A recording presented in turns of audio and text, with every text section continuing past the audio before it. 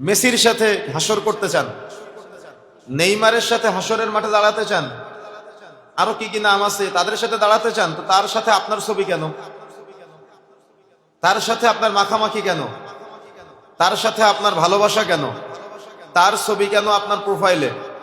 তাকে নিয়ে আপনার সন্তান কেন এত মাতামাতি? তার পতাকা কেন আপনার ঘরের উপরে ঝোলানো? প্রশ্নগুলোর উত্তর কি আছে আপনার কাছে আদৌ? আপনি কি উত্তর দিতে পারবেন? আপনার সমাজের তরুণ যুবকরা কি উত্তর দিতে পারবে? তাহলে কিয়ামতের মাঠে হাসর হবে। যতগুলো মানুষ আনুগত্য প্রকাশ করেছে, ভালোবাসা প্রদর্শন করিয়েছে এই অমুসলিম খেলোয়াড়দের সাথে, যেখানে তার নাম প্রদর্শনের মাধ্যমে সে সম্মানিত বোধ করে, মনে রাখার চেষ্টা করবেন কিয়ামতের মাঠে হাসর তার সাথে হবে। তার মানে যার ভালোবাসার পাত্র ওই যে আর্জেন্টিনার মেসি, তার হাসর তার সাথে হবে। যার ভালোবাসার পাত্র কোন দেশের, ব্রাজিলের নেইমার, তার হাসর তার সাথে হবে। আরো কোন দেশের কে কে আছে আপনারা ভালো জানেন, তো তার হাসর তার সাথে হবে। এ তো আমি খেলোয়াড়ের উদাহরণ দিলাম, কত আছে এক গায়কের স্টাইলে চুলের কাটিং দেয়, নায়কের স্টাইলে পোশাকের স্টাইল, হাতের মধ্যে ওই কি আংটি চুড়ি, কানে দুল পরে ঘুরে বেড়ায়। আপনার মেয়েটা ওই অমুক নায়িকার মতো করে সে পাখি জামা লাগবে, তার কত কি আছে না এরকম।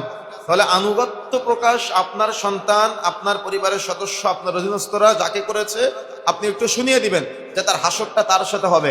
সে যেন এটা ধারণা করে নেয় যে তার হাসরটা ওই খ্রিস্টানের সাথে হবে, ওই অমুসলিমের সাথে হবে, ওই আল্লাহ নাফরমানকারী বান্দার সাথে হবে। কথা কি বুঝতে পেরেছেন? এই জন্য মুখে একটা বললাম আর অন্তরে আর একটা লালন করলাম, বাহ্যিক ভাবে দেখালাম আর একটা। এটা হলো মুনাফিকি চরিত্র। এই মুনাফিকি চরিত্র কেন আপনার? আপনার নাম কেন অমুসলিমদের পতাকার মধ্যে? কেন আপনি এই অমুসলিমদের পতাকায় আপনার নামটা লিখে নিজেকে সম্মানিত বোধ করতেছেন? আপনি কি বলতে পারবেন? এর উত্তর আছে আপনার কাছে। কিয়ামতের মাঠে তার সাথে আপনার হাসর হবে। কিয়ামতের মাঠে তার সাথে আপনি উঠবেন। কেন? তাকে আপনি বন্ধুরূপে গ্রহণ করেছেন। কেন? তার সাথে আপনি যে মাখামাখি করেছেন, ওই মাখামাখিটা ইসলামের কারোর সাথে আপনার নাই, বিন্দু পরিমাণ নাই, 5%ও নাই। মুহাম্মদ সাল্লাল্লাহু আলাইহি সাল্লামকে নিয়ে এতটুকু আনুগত্য প্রকাশ, দাওয়াত, প্রচার প্রসার জিন্দেগিতেও করেন না আপনি, আপনার সন্তানও করে নাই। তাহলে আপনি যে এই পথ ভোলা মুসলিম হয়ে গেলেন, পথভ্রষ্ট হয়ে গেলেন, আপনার হাসর কার সাথে হবে? আমি প্রশ্ন রেখে গেলাম, উত্তর আপনার কাছে। উত্তর আপনি নিজে দিবেন। উত্তর সেই ছেলের কাছে জিজ্ঞাসা করবেন যে ওই অমুসলিমদের পতাকায় নিজের নামটা লিখে নিজেকে সম্মানিত বোধ করে, আবার বড় করে লিখে অমুকের নামের সাথে ইসলাম, অমুকের নামের সাথে কত রকম কত কি আছে না।